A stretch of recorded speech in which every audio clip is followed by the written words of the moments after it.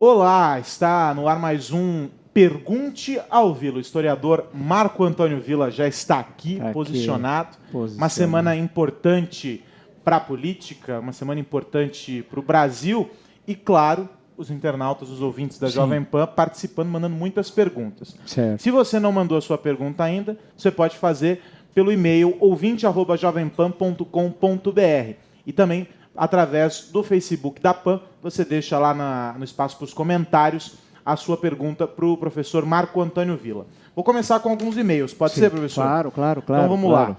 lá. O Gustavo Klink pergunta sobre um possível governo Temer. E aí ele cita alguns nomes de PMDBistas importantes, Sim. como, por exemplo, Pitiani, Cátia Abreu, que são declaradamente governistas, estão ao lado da presidente Dilma Rousseff. Sim. Como fica uma situação do governo Temer com figuras importantes do PMDB que não estariam ao lado dele? Eu acho que entendo lembrar o caso do Itamar, 1992, sabendo a diferença, evidentemente, entre Itamar Franco e o Michel Temer tal, né? O parte do PMDB vai estar com o governo, uma parte minoritária não. Vai ser um governo de união nacional. Vamos ver o que vai acontecer, mas deve ser um governo de união nacional, com outros partidos participando, e um governo mais importante, de transição. Ou seja, ele tem de levar o país até o 2018, quando haverá eleições, como é sabido, a eleição presidencial em outubro, né, de 2018, tal qual como determina a Constituição. E esse governo de transição é essencial. E provavelmente nesse período vai se discutir questões como, por exemplo, a reforma política, se vai ter um semipresidencialismo, tal qual a França, a Constituição francesa de 1958, em que o presidente da República é eleito diretamente, mas tem um primeiro-ministro eleito pela maioria na Assembleia, né? Discutir as questões econômicas. Então, tudo indica que vai ser um governo de transição num momento econômico muito difícil, que o PT destruiu a estrutura econômica do Brasil e destruiu a estrutura do Estado brasileiro. Não vai ser tarefa fácil. Por outro lado, junto com essa destruição, o PT foi para a oposição e vai atacar o governo diuturnamente, chefiado pelo quadrilheiro, o criminoso chamado Luiz Inácio Lula da Silva. E esperamos, inclusive, que a Lava Jato continue e que o Lula seja finalmente processado e não faltam crimes. Condenado a regime fechado. Só haverá democracia no Brasil o dia que Lula estiver preso.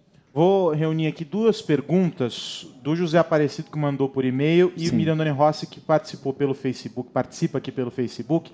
Os dois perguntam sobre o papel do Senado. Certo. Um deles questiona qual é a mobilização necessária no Senado. Tem Sim. que lembrar que ainda não, a aprovação não aconteceu Sim. na Câmara, isso Claro. vai ser definido no próximo final de semana. Sim. Mas supondo que isso aconteça, que chegue no Senado, professor, Certo. qual é a mobilização necessária? Quantos senadores envolvidos pró-impeachment? E pelo Facebook, Mirandoni pergunta sobre o papel do Senado, sabendo que o presidente do Senado, Renan Calheiros, é uma força contrária ao impeachment. Pode acontecer de o processo não avançar no Senado? Olha, vamos ver, vamos comparar um pouquinho com 1992, quando da abertura do processo de impeachment com o então presidente Fernando Collor tal. Rapidamente foi estabelecido um rito de impeachment. Naquela época, feito, na verdade, pelo que me disse o presidente do Supremo, Sidney Sanches, naquele momento, quem fez foi o Celso de Mello, um rito que o Sidney Sanches incorporou, levou ao Senado e foi aprovado. E esse rito vai ser seguido agora em 2016. Consiste no quê? Vamos dizer que no domingo, tudo indica, é o cenário que está sendo apresentado, mas depende da gente continuar lutando, pressionando os deputados, vai ser aprovada a abertura do processo de impeachment. É aprovado, publicado no Diário Oficial e comunicado ao presidente do Senado. O presidente do Senado, aí nós estamos já no rito do Senado. Aí ele vai vai ser criada uma comissão especial com o presidente e um relator. Em 1992 foi Elcio Álvares e Antônio Mariz, respectivamente, né? Aí essa comissão vai receber o processo e vai votar se recebe ou não. Aí, após o recebimento, essa comissão comunica ao presidente do Senado o recebimento e o presidente do Senado, via secretaria da mesa, provavelmente por onde o secretário-geral, vai ao gabinete da presidente no Palácio Planalto e comunica o seu afastamento, tal qual dispõe a Constituição, por até 180 dias. Em seguida, vai ao gabinete do vice-presidente e comunica que ele tem de tomar posse provisoriamente com o presidente da República. O presidente, ao tomar posse, vai nomear certamente um outro ministério, todas as novas autoridades e governa com autoridade plena. Aí o que faz o Senado a partir daí? Artigo 52 da Constituição. Ele vai processar e julgar. A comissão vai se reunir, tal qual a da Câmara, vai estabelecer seu rito, número de sessões, né? Processa e o julgamento é feito num dia determinado pelo cronograma da comissão. Quem preside o processo e o julgamento? O presidente do Supremo Tribunal Federal, no momento o senhor Ricardo Lewandowski. Ele não vota, ele não dirime dúvidas, ele só tem uma autoridade ali como presidente supremo. É o presidente da comissão, que não sabemos quem vai ser, dizem que provavelmente é o Nício de Oliveira, do Ceará, e o relator é quem encaminha os trabalhos. Aprovado ou não o relatório, ele é encaminhado ao plenário. E o plenário, aí já é o julgamento, o plenário do Senado é que dá o veredito final. Ou seja, em 1992, esse processo todo, que pode durar até 180 dias, tal qual dispõe a Constituição, durou 89, e no dia 29 de dezembro, né, começou o julgamento. Ao começar o julgamento, o presidente Collor, que estava afastado, ele renunciou. Mesmo assim, o julgamento continuou e terminou na madrugada do dia 30. E ele foi suspenso, foi inabilitado, para usar a expressão correta, para o exercício de funções públicas por 8 anos. Isso está na resolução 101 do Senado Federal, de 30 de dezembro de 1992.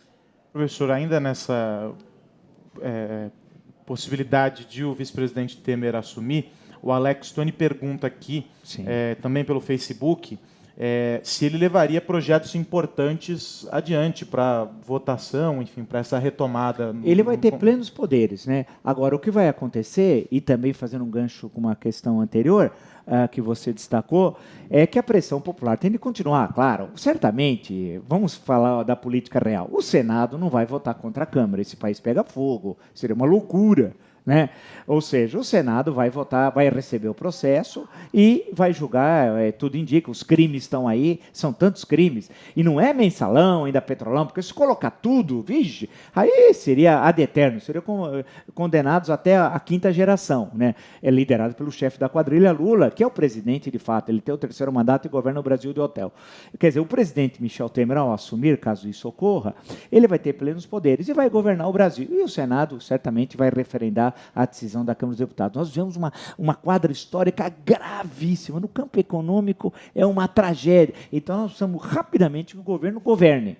Porque quem não governa atualmente é o governo atual, que é ingovernável. Não tem jeito. O que ela fez ontem, por exemplo, a Dilma Rousseff, a louca, vírgula, a louca é um aposto, né, no Palácio do Planalto, não existe. Foi uma vergonha. Ela fez mais um comício e estava translocada, tomando remédio em excesso.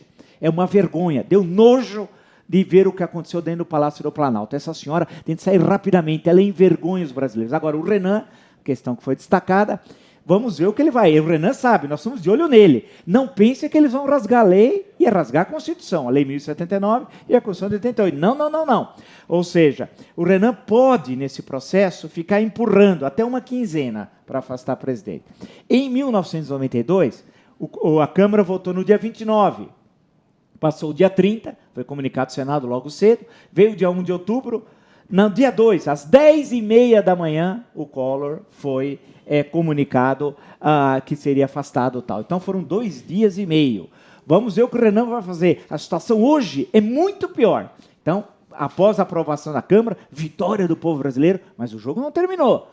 O jogo continua. Aí é marcação cerrada no homem de Murici, lá de Alagoas, no ínclito, no personagem de Plutarco, numa referência moral chamado Renan Calheiros. Eu sei que o nosso tempo está acabando, mas tem 2 perguntas que estão aparecendo com muita frequência, a gente faz elas com uma rapidez um pouco maior. Ok. A Nilda pergunta pelo Facebook, ela e muitas pessoas se manifestaram também desde cedo, sobre o tal estado de defesa ao qual o presidente poderia recorrer para poder se livrar de tudo isso. Certo. As pessoas pedem para que o senhor explique o que seria este estado de defesa. Isso está na nossa Constituição.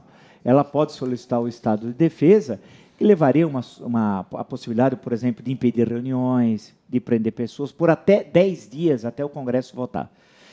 Isso está na Constituição. Isso é num momento de gravíssima crise, tal, que não é o caso.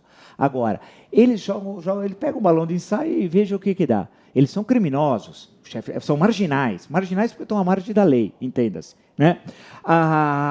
É o último, é mais um balão que estão lançando. Apesar, é constitucional, mas isso não passa, eles não vão fazer isso. Sabe por quê?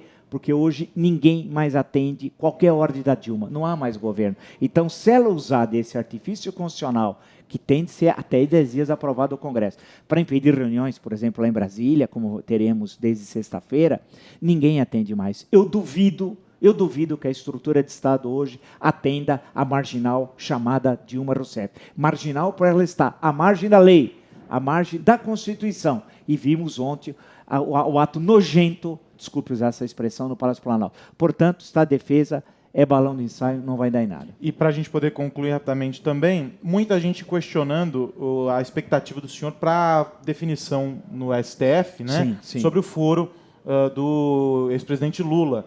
Nas mãos do STF, o julgamento pode acontecer semana que vem, Pode e a expectativa que o senhor tem sobre isso? É a liminar concedida por Gilmar Mendes ao PPS, que suspendeu o ato que o ministro Gilmar Mendes chamou de fraude à Constituição, que era desvio de finalidade, um ato criminoso feito por Dilma para impedir que o Lula fosse preso. Vocês se recordam do fato. Tudo indica que na semana que vem, acho que na terça, o Supremo vai apreciar. E aí veremos. Eu acho que o ato, provavelmente lá, presidente já... a Câmara já tem aprovado o impeachment, mas pode ser que ela não tenha ainda sido afastada, porque não vai dar tempo e tal. Agora, a questão que se coloca é que tudo indica que, acho que a maioria do Supremo deve referendar a liminar de Gilmar Mendes e tal. Agora, veja o limbo jurídico que nós vamos ficar. Vamos alertar aqui na Jovem Pan, inclusive hoje já foi uma discussão no próprio Jornal da Manhã. Veja a situação. Quanto mais rápido a gente resolver o problema da presidente, após a aprovação da Câmara dos Deputados, melhor. Porque que autoridade tem uma presidente quando a Câmara dos Deputados autoriza a abertura do processo e a Comissão Especial do Senado não tem ainda recebido o processo? Esse interregno, você tem um vazio jurídico. Como é possível ter legalidade e legitimidade uma presidente assinar uma lei nesse interregno? Não vale nada, não haverá governo. Então, quanto mais rápido for o tempo entre a decisão da Câmara e a aceitação do Senado, melhor para todos nós, melhor para o Brasil. E vamos ver se o STF julga de acordo com a Constituição e não seja um mero puxadinho do Palácio do Planalto. Nós não estamos na União Soviética. Tem ministro lá que não merece a toga. Tem ministro petista que não julga segundo a Constituição. Nós vamos estar de olho. Está acabando o projeto criminoso do poder que se espalhou, infelizmente, pelos 3 poderes. E vale lembrar que a Jovem Pan vai acompanhar com todo o nosso departamento de jornalismo esses próximos dias, assim como temos feito ao longo de todo esse processo, mas de forma muito intensa nesse próximo final de semana.